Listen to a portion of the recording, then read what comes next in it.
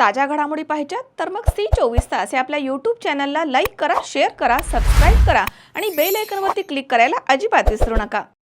राहुरी शहरामधील नामांकित Sairam electronics and batteries या दालनात तुम्हाला मिळतील सर्व प्रकारच्या इलेक्ट्रॉनिक वस्तू तसेच होम अप्लायन्सेस। साईराम इलेक्ट्रॉनिक्सचं नातं आहे खास, प्रत्येक घरात गुणवत्तेचा विश्वास। उन्हाळ्यामध्ये थंड कूल करण्यासाठी AC, fridge, cooler, deep freeze यांची भव्य अशी रेंज। साईराम इलेक्ट्रॉनिक्स खरेदी विक्री संघ, नगर मनमाड रोड, राहुरी।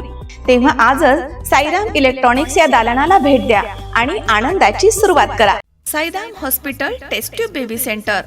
नमस्ते, मी डॉक्टर सोनाली माने, साईराम हॉस्पिटल राहुरी, वंध्यत्व तज्ज्ञ व एम्ब्रॉलॉजिस्ट तज्ज्ञ। आपल्या इथे IVF बद्दल अत्याधुनिक उपचार पद्धती उपलब्ध आहे। तर त्यामध्ये IVF, ICSI, embryo donation, egg freezing, sperm freezing तसेच सरोगसी माताबद्दल सल्ला पण आपल्या इथे दिला जातो।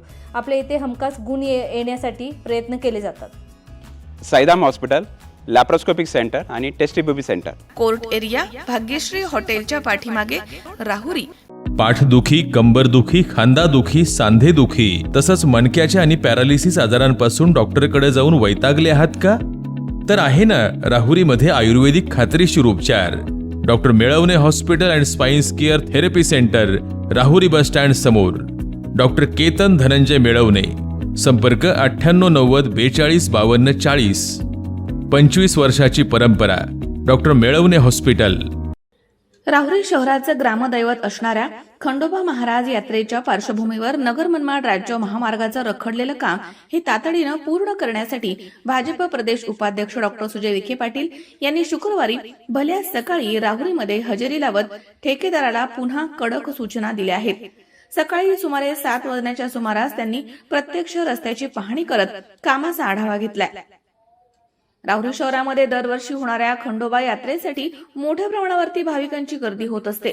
यात्रेच्या पार्श्वभूमीवर शहरामधील वाहतूक व्यवस्था सुरळीत राहावी यासाठी नगर मनमाड राज्य महामार्गाचं अपूर्ण काम तातडीनं पूर्ण करणं आवश्यक आहे असं विखे पाटील यांनी स्पष्ट केलं। दरम्यान त्यांनी शहराचं ग्रामदैवत खंडोबा महाराजांचं दर्शन घेतल्यानंतर थेट रस्त्यावरती येऊन ठेकेदाराला कामाची गती वाढवण्याच्या सूचना दिल्या आहेत। यात्रेदरम्यान भाविकांची मोठी गर्दी होणार असल्यानं अपूर्ण रस्त्यांमुळे नागरिक आणि भाविकांना अडचणी निर्माण होऊ नयेत यासाठी यात्रेपूर्वीच काम पूर्ण करून वाहतूक सुरळीत करण्याचे निर्देश त्यांनी दिले आहेत। नगर मनमाड राज्य महामार्गाचा निधी आणि कामकाज अनेक वर्षांपासून वादाच्या भोवऱ्यामध्ये अडकलं होतं, मात्र आता या रस्त्याच्या कामाकडे पुन्हा लक्ष देत ते लवकर पूर्ण व्हावं यासाठी विखे पाटील यांनी पुढाकार घेतलाय।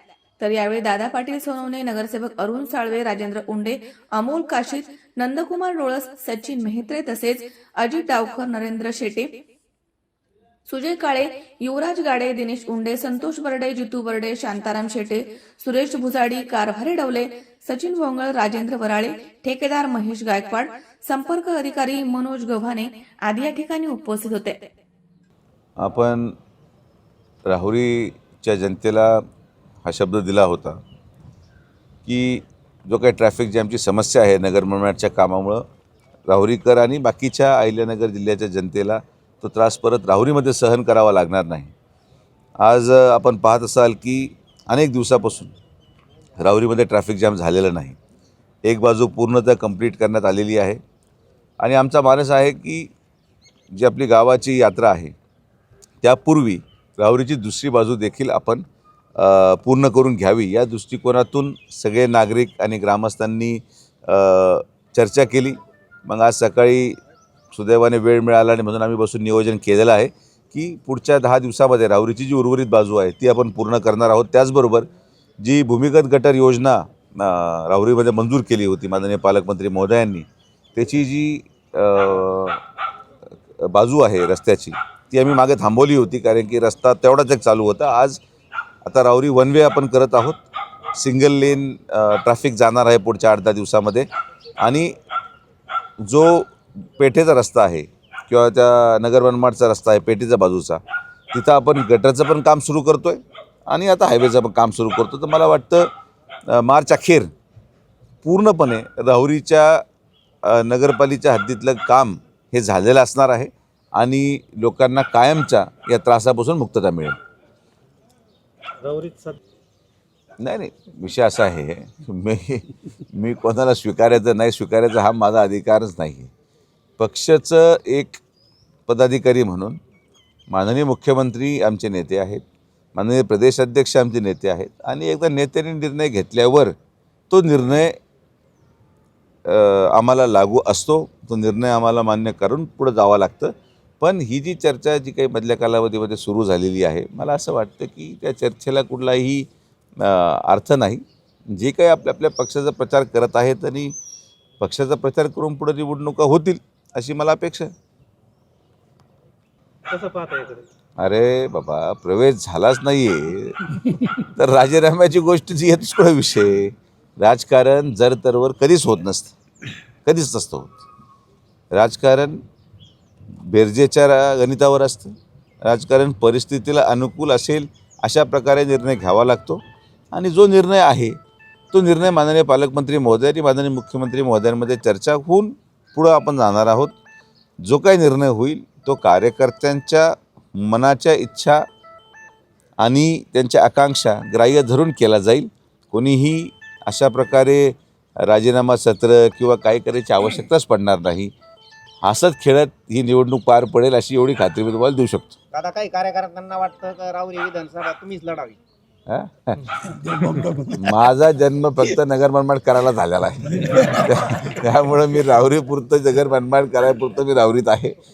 मला या मधल्या कालावधीमध्ये लोकसभेनंतर ही गोष्ट प्रखरतेने जाणवली की पदावर असण्यापेक्षा मी पदावर नसलेलं जास्त चांगलं काम करू शकतो, आणि त्याचं मला अनुभवही आलेत आणि मला लोकांमध्ये राहता येतं.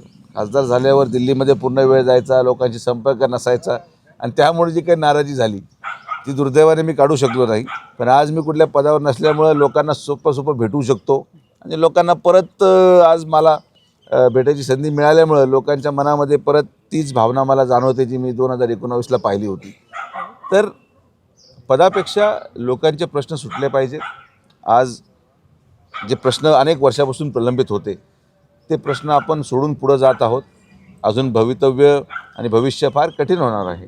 हे युद्धाचे परिणाम आज समाजावर, शेतकऱ्यांवर, सामान्य माणसावर किती होतील याचं आपण आकलन करू शकत नाही. तर काळ अस्थिर होत चालला आहे, आणि जसं जसं भविष्य येईल तसं पाहू आपण. पण विधानसभेच्या बाबतीत मी तुम्हाला अवश्य सांगू शकतो की लोकांच्या मनामध्ये भावना जरी असली तरीसुद्धा भावनेपेक्षा संघटना, भावनेपेक्षा मुख्यमंत्री महोदयांच्या मनात काय आहे हे तेवढंच गरजेचं आहे. मुख्यमंत्री जसा आदेश करतील त्या आदेशाचं पालन आम्ही करणार, हे आमचं निश्चित धोरण आहे. पक्षाने अरे बाबा, जर तर कसं तुम्ही असं आगले करते लक्षात घ्या. पक्ष मला आदेश देणार नाही. मला महाराष्ट्र प्रदेश उपाध्यक्षाची जबाबदारी पक्षाने दिलेली आहे, संघटनेचे काम करायची जबाबदारी दिलेली आहे. मी केरळ विधानसभेमध्ये प्रभारी आहे. मी परवा आलो, आता मी उद्या परत केरळला चाललो आहे. आता मला केरळचे आमदार निवडून आणायचे, राहुरीचे आमदार आता निवडून आणण्यासाठी जनता समर्थ आहे. मनोज साळवे, C24 तास राहुरी. महेश दाने, C24 तास राहुरी.